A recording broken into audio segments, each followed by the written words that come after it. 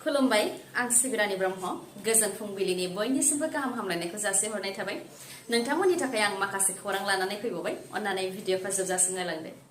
रायजोआव मैयानि सानावबो गोबां बारहुंखा बारनायजों लोगोसे गोबां अखा हादों आरो गोबां अन्थाइ गोग्लैदों जायनि थाखाय न' बां आबाद फोथार गय बिफां आरो दंफां लाइफांफोरा खहा जादों। गोबां बारहुंखा बारनायनि थाखाय न'नि थिंफोरा बिरखारदों, बाख्रि, मोसौ गलि, न'नि खामसालिफोरा बायदों आरो गोबां अन्थाइ गोग्लैनायनि थाखाय न'नि थिंआबो गब्लंदों। आपार आसामावनो बांसिनै जादों बारहुंखा बारनाय, अखा हानाय आरो अन्थाइ गोग्लैनाया। आपार आसाम जेरै धेमाजि जनाय ओनसोलनि गोबां जायगाफोराव गोबां अखाजों लोगोसे बारहुंखा आरो अन्थाइ गोग्लैदों। बेनि अनगायैबो तिनसुकियानि गोबां जायगाफोरावबो बे एखे थासारि, दुमदुमा काकपटारनि गोबां जायगाफोरावबो बार, अखा आरो सारअन्थाइ गोग्लैदों। बेबायदिनो आसामनि दाब दाब जायगायाव मैयानि सानावबो गोबां बारहुंखा बारनायजों लोगोसे गोबां अखा आरो अन्थाइ गोग्लैदों। जायनि जाहोनाव आबाद फोथारफोरा खहा जानायजों लोगोसे गेदेर गेदेर दंफां लाइफां आरो गय बिफांफोराबो गुबुनानै खहा जादों। बोसोरनि गिबि अन्थाइ आरो बारहुंखा बारनायजों फारसेनिफ्राय सिलिंखार जानायखौ लानानै दुखु मोननाय फोरमायथिदों भुगिनांनाय सुबुंफोराबो। क'क्राझार जिल्लायाव सोंखारि जाथाव जाथाय, 1.5 बोसोर बैसोनि उन्दै गथ'साखौ खास्रि बिस्रि बुथारदों। गावनि बिफायानो गावनि असे फिसाखौ बुथारनाय जाथाय जादों क'क्राझार जिल्लायाव। बे जाथाया क'क्राझार पुलिस थानानि सिङाव थानाय दालवाबारि साहा बागान पात्रा लाइनाव जानो मोन्दों। दुथां बिफानि मुङा कृष्ण मिन्स आरो बिमानि मुङा सनामनि मिन्स। जाथायनि सायाव बिमा सनामनि मिन्सआ फोरमायथिनाय बायदिब्ला फिसाय कृष्ण मिन्सआ जौ जुवा गान्जानि निसायाव गफबनाय। गोबां समनिफ्रायनो जौ जुवा आरो गान्जायाव गफबनायनि थाखाय न'खराव हाराहास्ति खालामबोदोंमोन होननानैबो फोरमायथिदों आरो जाथाय जानाय सानखालिबो हराव फैनानै ओंखाम बिफैदोंमोन। नाथाय फिसा गोनांलाय ओंखामखौ थाब होदोनो हायैयाव रागा जोंनानै दुथां कृष्ण मिन्सआ गावनि बिसिखौ बुनायजों लोगोसे फिसाफोरनि सायावबो बुदोंमोन। बेबायदिनो उन्दै गथ'साखौबो आखाइजों हायाव फुंसोदों। बेनि अखानायै उन्दै गथ'साया सानसे थादोंमोन। बेनि उनावनो जिउ खोमानो गोनां जादों होननानै फोरमायथिदों। उन्दै गथ'साखौ अजा बेजानि गेजेरजोंबो फाहामथाय होनाय जादोंमोन, नाथाय रैखा खालामनो हायाखै।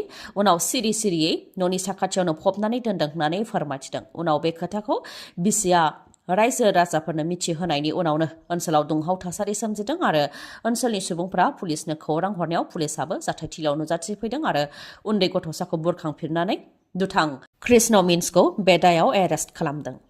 आसामनि मुस्लिम धोरोमनि आइजोफोरनि थाखाय मोनसे गोजोनथाव खौरां बा देरहानायनि खौरां। मुस्लिमफोरनि जुलि जानाय आरो फाथैलाइ बिसिनाय, जायखौ डिभर्स बुङो, बेनि सायाव जि Assam Muslim marriage and divorce registration act 1935 दंमोन, बेखौ आसाम केबिनेटआव सिफायबाय। दानिया बे आयेननि गेजेरजों मुस्लिमफोरनि जुलि आरो डिभर्सआ जानाय नंलिया। बावैसो सान सिगां उत्तराखन्डआव इउनिफर्म सिभिल कड, अदेबानि बयनिबो थाखाय समान आयेन, धोरोम हारिखौ लानानै गुबुन गुबुन आयेन गैयालासे बयनिबो थाखाय समान आयेन लाबोनाय बायदि आसामावबो खालामनो थांखि लाबाय। बे लेखायै गिबियावनो मुस्लिम धोरोमफोरनि Assam Muslim marriage and divorce registration act 1935 खौ सिफायबाय। दानिफ्राय मुस्लिमफोरनियाबो स्पेशल मेरिज एक्टनि गेजेरजोंनो जुलि खालामनो नांसिगोन। मुस्लिमफोरनि Assam Muslim marriage and divorce registration act 1935 आ ब्रिटिशनि समनिनोमोन, जायनि गेजेरजों आयेन बेरेखायै आइजोफोरखौ डिभर्स होनाय जायोमोन। आइजोफोरा गोसो गैयाब्लाबो बा आइजोफोरजों जेबो सावरायालासे तालाक तालाक तालाक खेबथाम बुंनानैनो डिभर्सखौ होनो हायोमोन।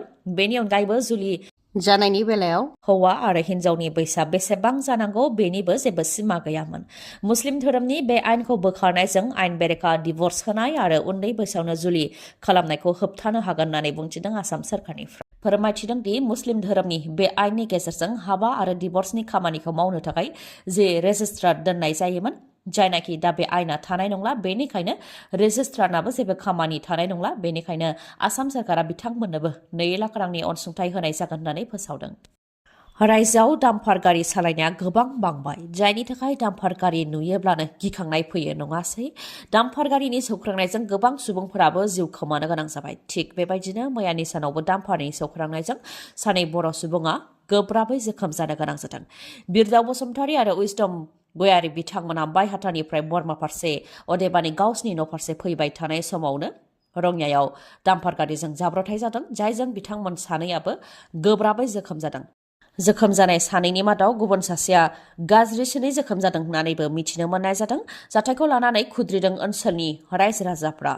पुलिस प्रशासना डाम्पारनि सालायनायखौ सामलायनो हायाखै जायनि थाखाय मोनफानि उनाव मोनफा जाब्रबथायफ्रा जानो मोन्दों होननानै फोरमायथिदों आरो जाय डाम्पार गारिया बिथांमोनखौ सौख्रांदोंमोन बे डाम्पार गारियाव जेबो नाम्बार प्लेट गैयामोन बेनि अनगायैबो सिगनेल होआलासे आरो बेक लाइट होआलासे गिदिंदोंमोन जायनि थाखाय बे जाब्रबथाया जानो मोन्दों होननानै फोरमायथिदों फोरमायथिबावनाय बायदिब्ला जाब्रबथायजों मोगा-मोगि जानांनाय बिरदाव बसुमतारी आरो उइजदम गयारी बिथांमोनहा बरमानि बिष्णुपुरनि थागिबिमोन जाब्रबथाय जानायखौ लानानै खुद्रिदों ओनसोलनि रायजो-राजाफ्रा आरो रायजो-राजाफ्रा फोरमायथिबावदों दि बे एखे जायगायावनो सानसे सिगांबो मोनथाम जाब्रबथाय जादोंमोन गंसे मारुति भेन आरो गंनै मटर साइकेलखौ डाम्पारा सौख्रांदोंमोन जायजों मारुति भेनआव थानाय सासे उन्दै गथ'सायाबो जिउ खोमानो गोनां जादोंमोन होननानै फोरमायथिदों जाथायखौ लानानै पुलिसा जेबो राहा लायाखै अखानायैनिफ्रायनो डाम्पार गारिया खारफिनदोंमोन आरो अखानायै डाम्पार गारिया खारफिननायावनो सानै बर' सुबुङा डाम्पारनि सौख्रांनायजों गोब्राब जोखोम जानो गोनां जादों होननानैबो खुद्रिदों माखासे आयेन बेरेखा खामानि बा क्राइम मावनायनि सायाव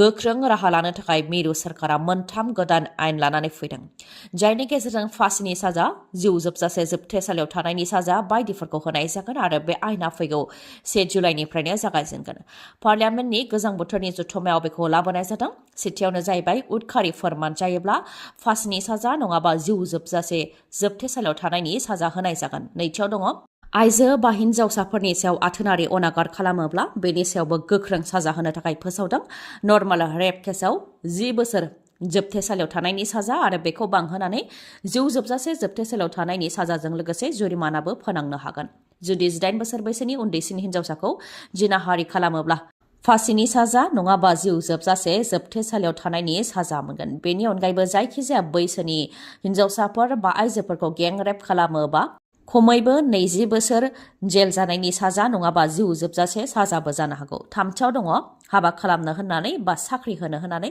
बा प्रमोशन होनो होननानै गावनि सिनायथिखौ दोनखुमानानै आथोनारि अनागार खालामोब्ला बेखौबो क्राइम मानिनाय जागोन आरो बेनि थाखायबो साजा मोनगोन ब्रैथियाव दङ दायनिनि सन्देह बा जायखिजाया सन्देहआव हानजा जानानै सोरखौबा बुथारोब्ला दायनिगिरि अदेबानि मानसि बुथारग्राफोरखौ फासिनि साजाबो होनाय जागोन बे गोदान आयेननि सायाव चार्जशिटखौ 3 दाननि गेजेरावनो फाइल खालामनो नांगोन जेराव कर्टआ थासारिखौ नायनानै दान मोनथाम आरोबाव होबावगोन 6 दाननि गेजेरावनो केसखौ फोजोबनो नांगोन बिजिरनायखौ कर्टआ 30 साननि गेजेरावनो होनो नांगोन ब्रिटिशनि समनिफ्रायनो सोलिबोनाय इन्डियान पेनेल कड दा कड अफ क्रिमिनेल प्रसिडिउर आरो दा इन्डियान एभिडेन्स एक्ट अफ 1872 बे आयेनखौ सोलायनानैनो गोदानै मोनथाम आयेन लाबोनाय जादों मोनथाम आयेनफोरा जाहैबाय दा भारतीय न्याय संहिता दा भारतीय नागरिक सुरक्षा संहिता आरो दा भारतीय साक्ष्य एक्ट बे मोनथाम आयेनखौ भारताव गोदानै लाबोनाय जाबाय लामानि जाब्रबथाय जानायजों खेबसेयैनो 24 सुबुंनि जिउ खहा मैया मागो पुर्णिमामोन मैयानि सानाव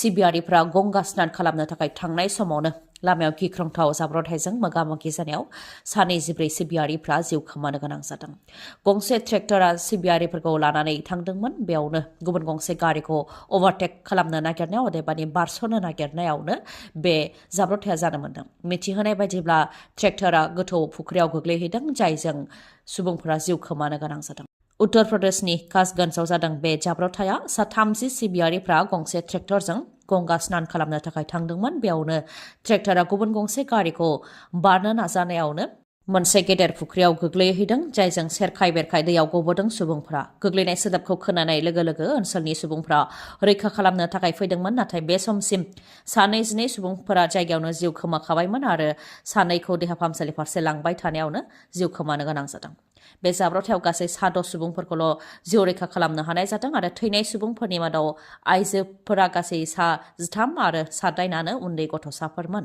जाथायखौ लानानै प्राइम मिनिस्टार अफिसनिफ्रायबो दुखु मोननाय फोरमायथिदों आरो जिउ गोमानाय नखरनो 2 लाख राङै होनो थाखाय फोसावदों आरो जोखोम जानायफोरनो सासेयाव 50,000 रां होनो थाखायबो फोसावदों पिएम अफिसनिफ्राय जानो गोनां लकसभा बिसायख'थिखौ लानानै आसामजों लोगोसे गुबुन गुबुन रायजोफ्रावबो साखाफारा गोबां सावरायनायनि उनाव बा गोबां दाजाब दानख' खालामनायनि उनाव माखासे रायजोफ्राव आम आदमी पार्टी आरो कंग्रेस दोलोआ एलायन्सआव फैबाय दिल्ली गुजरात हारियाना आरो गवा बेफोर रायजोफोराव आम आदमी पार्टी आरो कंग्रेस दोलोआ जयैनो बिसायख'थिखौ गेलेगोन बेनिनो दिल्लीयाव मोनस्नि लकसभा बियाबाव आम आदमी पार्टी आरो कंग्रेस दोलोआ गेलेगोन मोनस्निनि मादाव आम आदमी पार्टीआ 4 मासियाव गेलेगोन आरो कंग्रेसआ 3 गेलेगोन आम आदमी पार्टीआ सोनाब दिल्ली खोला दिल्ली सानजा दिल्ली आरो गोदान दिल्लीयाव गेलेगोन। फोरमायथिनो गोनां दि बे मोनस्नि लकसभा बियाबाव थांनाय 2014 आरो 2019 मायथाइयाव बिजेपि दोला गाव हारसिङैनो देरहाजोबदोंमोन। नाथाय बे खेबाव सोरनि खाफालाव मा लिरगोन बेयो नायनो गोनां जागोन। फोरमायथिनो गोनां दि जायनाखि पान्जाब आरो चन्डीगढ़आव आम आदमी पार्टीआ गोख्रों, बेनिखायनो बेफोर रायजोआव आम आदमी पार्टीआ हारसिङैनो लकसभा बिसायख'थिखौ गेलेगोन।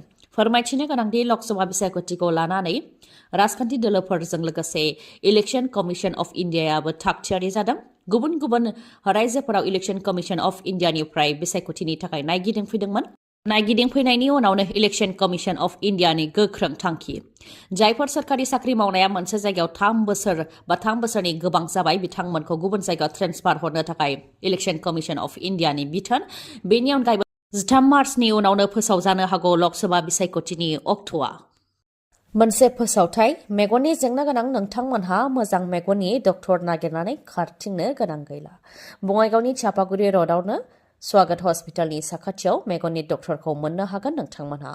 आसाम अप्टिकेल मुंनि गंसे गला दं। बे गलायावनो नोंथांमोनहा मेगननि डक्टरखौ मोननो हागोन।